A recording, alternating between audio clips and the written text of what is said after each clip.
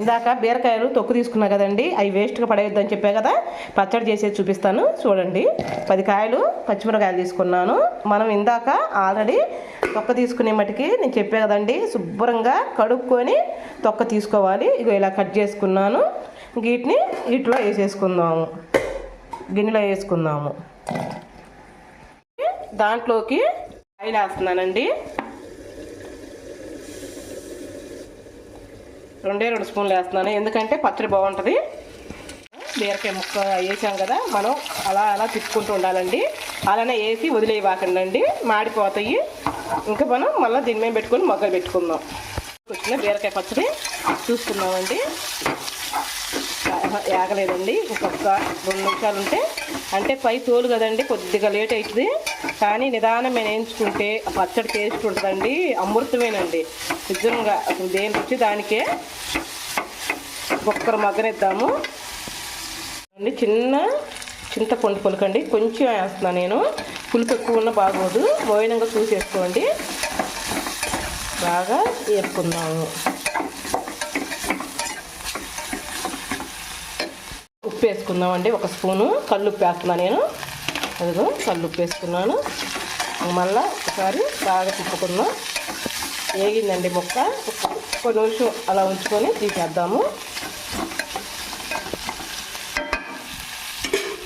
తర్వాత కొత్తిమీర వేసుకుందామండి. ఇదిగోండి, ఒక గుప్పిడి మరీగా గుప్పిడికి వేసాను కొత్తిమీర.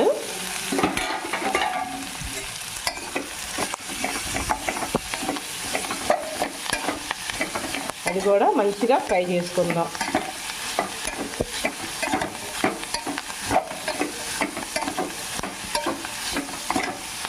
ఓకేనండి, ఇంకా స్టవ్ ఆపుకుందాం, ఎందుకంటే ఇంకా వేడికే మగ్గిపోతుంది. కోసమై 1 చిన్నులపాయ రెబ్బ, కొంచెం జీలకర్ర పొడి, కొంచెం అదిగండి పెట్టుకున్నాం కదా, చల్లారిపోయినాయండి. ఇంకా జార్లో వేసుకుందాం. శుభ్రంగా మెత్తగా పేస్ట్ చేసేసుకుందాం. అదిగండి, అసలు ఎంత కమ్మని వాసన వస్తుందో నిజంగా అండి. అలా మూత తీగానే పైన తొక్కంతా మనం వేయించాం కదా నూనెలో బాగా పకోడీలాగా, అసలు ఎంత మంచి స్మెల్ వస్తుందో. గిన్నెలో తీసుకుందాం, వచ్చేయండి. వేగినాయి కదండి, మనం పచ్చడి వేసేసుకుందాం.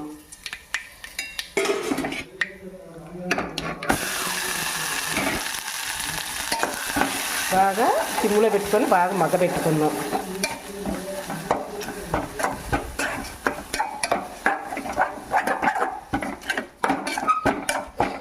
కమ్మని వాసన వస్తుందండి. బీరకాయ పచ్చడి సూపర్గా ఉంది.